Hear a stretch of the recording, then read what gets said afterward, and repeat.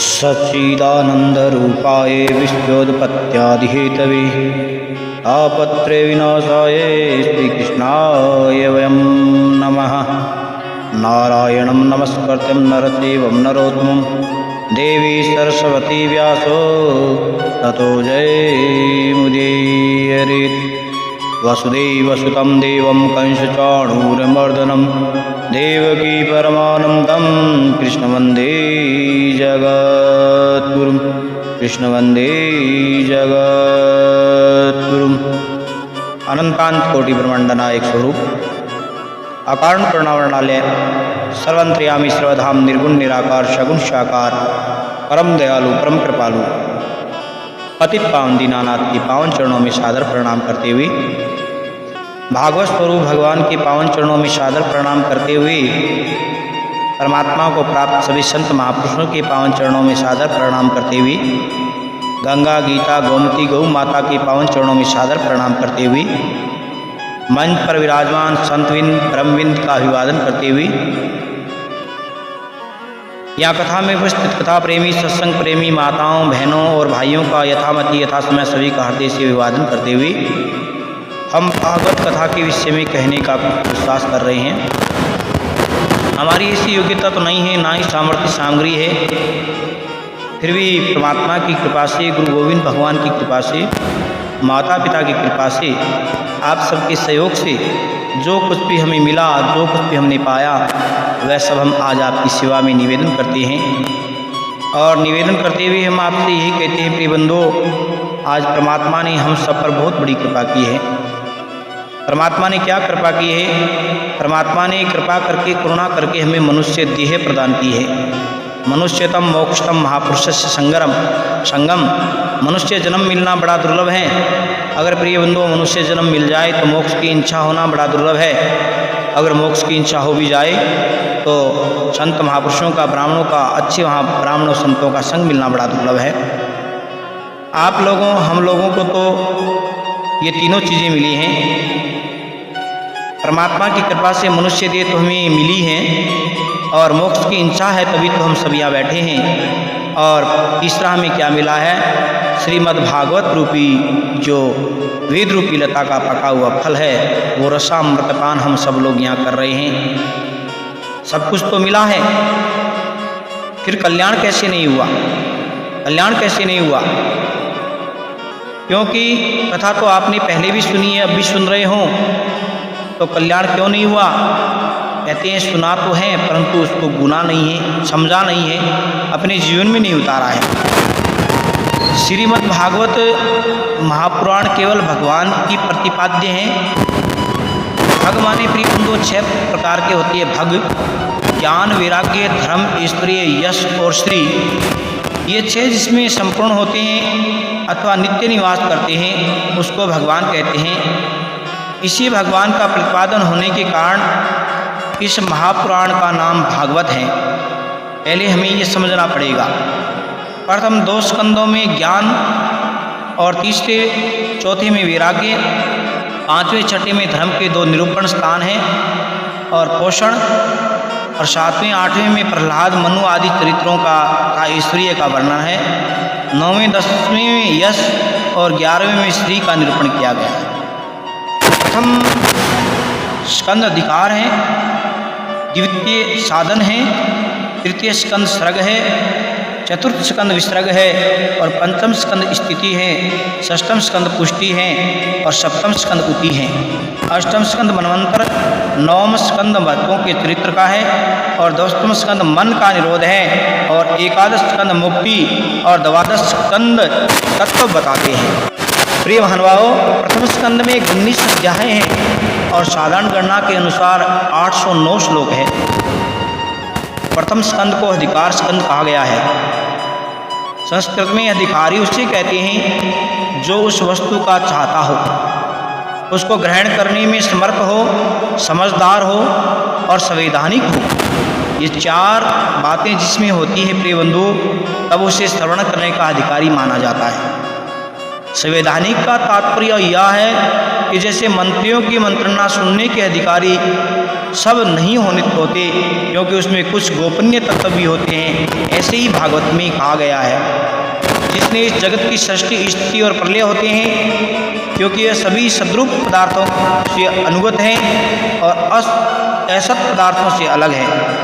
वह जो ब्रह्मा का हिरण्यगर्भ नहीं, प्रत्युत उन्हें अपने संकल्प से ही जिसने इस वेद ज्ञान का दान दिया है, वह जड़ नहीं चेतन है, परतंत्र नहीं सब प्रकाशमान है, जिसके संबंध में बड़े बड़े विद्वान भी मोहित हो जाते हैं। जैसे तेजों में सूर्य रश्मियों में जल का और जल में स्थल का और स्थल में जल का भ्रम होता है, वैसे ही जिसमें वह त्रिगुणमयी जागृत स्वपन सुषुप्त रूपा सृष्टि मिथ्या होने पर भी अधिष्ठानता को सत्यवत प्रतीत होती है।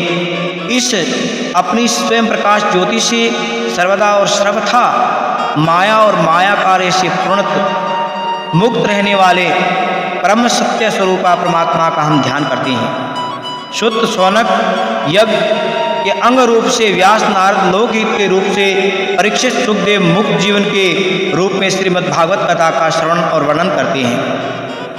एक समय पुण्य क्षेत्र नैमिषारण्य में शौनकादि ऋषियों ने सूत से बहुत आदरपूर्वक प्रश्न किया। प्रिय बंधुओं, प्रिय महानुभावों, शौनकादि ऋषियों ने कहा, सूत जी आप निष्पाप हैं, आपने समस्त इतिहास, पुराण और धर्मशास्त्रों का विधिपूर्वक अध्ययन किया है तथा इनकी भली भांति व्याख्या भी की है। कृपा करके ये बताइए कि उन सब शास्त्रों और पुराणों और गुरुजनों के उद्देश्यों में कलयुग जीवों के, जो कलयुग के जीव है, उनके परम कल्याण का सहज साधन आपने क्या निश्चित किया है, तथा सुत जानासि भद्रम ते भगवान सात्वताम ते देव कथा वासुदेवस्य जातो चिकित्सा। प्रिय महानुभाव, कहते हैं आप तो जानते ही हैं कि यदुवंशियों के रक्षक भक्तवत्सल भगवान श्री कृष्ण ने वासुदेव की धर्मपत्नी देवकी के गर्भ से क्या करने की इच्छा से अवतार ग्रहण किया था, और सर्वप्रथम भगवान अपनी योग माया से सवसंत लीला करते हैं। आप उनकी मंगलमयी अवतार कथाओं का वर्णन कीजिए। सूत जी कहते हैं, सूत जी ने सुखदेव जी की शरण ग्रहण करते हुए कहा, शौनक जी आप लोगों ने संपूर्ण विश्व का कल्याण करने के लिए बहुत ही उत्तम प्रश्न किया। प्रकृति 3 गुण होते हैं प्रकृति के, सत्व, रजो और तम। इनको स्वीकार करके इस संसार की उत्पत्ति, स्थिति और संहार के लिए एक अद्वितीय परमात्मा ही विष्णु, ब्रह्मा और रुद्र, ये 3 नाम ग्रहण करते हैं। फिर भी मनुष्य का कल्याण तो सत्व गुण स्वीकार करने वाली भगवान श्री हरि से ही होता है। भगवान की सूक्ष्म भूत चिन्मात्रा इंद्रियाएं अंतःकरण आदि गुणों के विकारभूत भावों के द्वारा नाना प्रकार की योनियों का निर्माण करते हैं और उनमें भिन्न भिन्न जीवों के रूप में प्रवेश करके उन योनियों के अनुरूप विषयों का भोग करते और कराते हैं। प्रिय महानुभाव, वही संपूर्ण लोगों की रचना करते हैं और देवता, पशु, पक्षी, मनुष्य आदि योनियों में लीला अवतार ग्रहण करके सत्वगुण के द्वारा जीवों का पालन और पोषण करते हैं। श्री सूत जी कहते हैं, शौनक जी सृष्टि के आदि में भगवान ने लोकों का होते ही उन्होंने महतत्व से निष्पन्न पुरुष का रूप ग्रहण किया। इसमें दम इंद्रियां, 1 मन और 5 भूत यानी 10 इंद्रियां, ये 16 कलाएं, ये कलाएं कहलाती हैं। उन्होंने जल में शयन करते हुए अपनी योग्यता या योग माया का विस्तार किया। तब उसके नाभि सरोवर में एक कमल उत्पन्न हुआ और उस कमल में प्रजापतियों के अधिपति ब्रह्मा जी उत्पन्न हुए। भगवान के इस विराट रूप के अंग प्रत्यंग में ही समस्त लोगों की कल्पना की गई।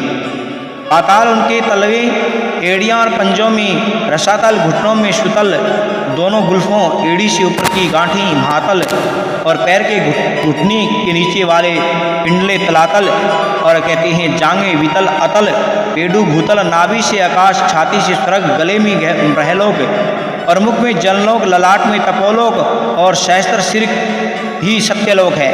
वह भगवान का विशुद्ध सत्व में श्रेष्ठ स्वरूप है। भगवान का ही ये पुरुष रूप जिसे नारायण कहते हैं, प्रिय बंधुओं, अनेक अवतारों का अक्षय कोश है। भगवान का ये पुरुष रूप जिसे नारायण कहते हैं, अनेक अवतारों का अक्षय कोश है। इसी के सारे अवतार लिया और अखंड ब्रह्मचर्य का पालन करते हैं। प्रथम और दूसरा अवतार इस संसार का कल्याण करने के लिए समस्त युगों के स्वामी भगवान श्री हरि ने पृथ्वी के उद्धार के लिए वाराह के रूप में शुक्र रूप धारण करते हैं। ये तृतीय स्कंद के प्रसंग में इसका वर्णन बड़ा सुंदर किया गया है। और तीसरे में ऋषियों की षष्ठी में आपने ही नारद जी के रूप में अवतार ग्रहण किया और शाश्वत तंत्र का उपदेश करते हैं, जिसे नारद 5 रात्र कहते हैं प्रिय बंधुओं। और उनमें कर्मों के द्वारा किस प्रकार कर्म बंधन से मुक्ति मिलती है। और चौथे में धर्म की पत्नी मूर्ति के गर्भ से नर नारायण के रूप में अवतार ग्रहण किया। इस अवतार में उन्होंने ऋषि बनकर के मन और इंद्रियों का स्वयं करके कठिन तपस्या करते हैं। पांचवें में कहते हैं आपने सिद्धों के स्वामी कपिल देव के रूप में प्रकट होकर के सभी तत्वों का निरूपण यानी निर्णय करने वाले सांख्य शास्त्र का पुनः निर्माण कर अपनी माता देवहूति और आसुर नामक ब्राह्मण को उपदेश करते हैं। प्रिय बंधुओं, छठे अवतार में सती अनुसुईया के वर मांगने पर मुनि अत्रि के पुत्र दत्तात्रेय और इस अवतार से उन्होंने अलर्क और भगत प्रहलाद आदि का उपदेश करते हैं। सातवें अवतार में प्रजापति रुचि की पत्नी आकृति में यज्ञ स्वरूप ग्रहण किया और अपने पुत्र याम और आदि के साथ काम्बु मनवंतर की रक्षा की। आठवें अवतार में राजा नाभि की पत्नी मयूरदेवी के गर्भ से ऋषभ देव जी हुए। इस रूप में भगवान परमहंसों का मार्ग दर्शाते हैं, जो सभी आश्रमियों के लिए वंदनीय है। नौवें अवतार में ऋषियों की प्रार्थना पर परमात्मा ने महाराज पृथु के रूप में अवतरित हुए। मुनियों इस अवतार में उन्होंने पृथ्वी से भी सभी प्रकार के रत्न धातु औषधि आदि का दोहन किया। मनु को बछड़ा बना करके और कहते हैं दोहन किया, सातों बीजों को सातों धातुओं को प्रकट किया। 10वें अवतार में चाक्षुष मनवंतर के अंत में जब त्रिलोकी समुद्र में डूब रही थी, तब परमात्मा ने मत्स्य के रूप में अवतार लिया और ऋषियों को नौका कहते हैं और बैठा करके विश्व मनु की रक्षा करते हैं, विवस्त मनु की। 11वें अवतार में समुद्र मंथन के अवसर पर जब देवता और दानव दोनों का कहते हैं उद्योग विफल हो रहा था, तब परमात्मा ने कुंभ यानी कश्यप के रूप में अवतार लेकर के मंदराचल पर्वत को अपनी पीठ पर धारण कर उनकी सहायता की। और 12वें अवतार में भगवान धर्मध्रुव के रूप में अमृत लेकर के प्रकट हुए। और 13वें अवतार में अपने भक्तों को अमृत पान कराने के लिए मोहिनी रूप में प्रकट होकर के दैत्यों को मोहित किया। और 14वें में भगवत प्रहलाद की रक्षा के लिए परमात्मा नरसिंह रूप धारण किए और दैत्यराज हिरण्यकश्यपु की छाती नखों से चीर करके त्रिलोकी की रक्षा किए। 15वें अवतार में कश्यप मुनि की पत्नी अदिति के भगवान वामन के रूप में प्रकट हुए और दैत्यराज बलि ने 3 पगत भूमि का दान लेकर के तीनों लोकों में नाम यश कीर्ति फैलाई।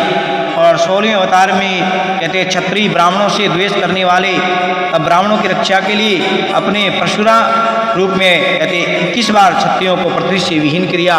भू नाम के जो क्षत्रिय के वंश थे उनको कहते हैं धरती से 21 बार कहते हैं पृथ्वी से विहीन कर दिया।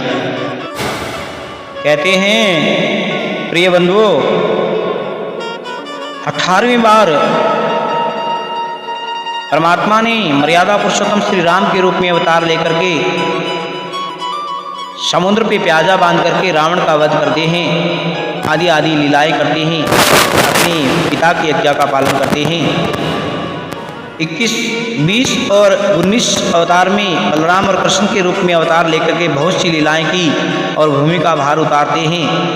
21वें अवतार में हंस रूप में प्रकट होते हैं परमात्मा, सनकादि को भागवत का उपदेश करते हैं।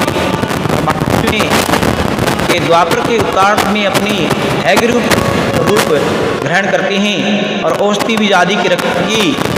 इसमें अवतार में कलयुग आ जाने पर मगध देश के राजा अजन के पुत्र भगवान बुद्ध का अवतार होता है। कुछ विद्वान गौतम बुद्ध को अवतार नहीं मानते, परंतु उस समय वेदों का कहते हैं खंडन हुआ और कहते हैं अवतार मान्य हैं। अवतार 24वें अवतार होगा जब कलयुग का अंत निकट होगा, तब राजा पराये लुटेरे हो जाएंगे, तब विष्णु जैसा नामक ब्राह्मण के यहाँ अवतार लेकर के धर्म की रक्षा करेंगे। प्रिय महानुभावों, प्रिय श्रोताओं, महामुनि व्यास जी को भागवत के अंदर कथा आती है, असंतोष होता है तो द्वापरे समुनु प्राप्ते तृतीय युग प्रये जात पाराशर योगी व्यास व्या कलाया हरे। कहते हैं श्रुति कहती हैं वर्तमान सतयुग के तीसरे युग द्वापर में महर्षि पराशर जी की पत्नी के गर्भ से भगवान कलावतार योगी राज व्यास जी का जन्म हुआ। एक दिन स्नान आदि नित्य कर्म करके सरस्वती के किनारे बैठे हुए हैं और वह सोच रहे थे कि दिन पर दिन लोगों की स्मरण शक्ति कमजोर होती जा रही है, भविष्य में युगों का संचालन कैसे होगा।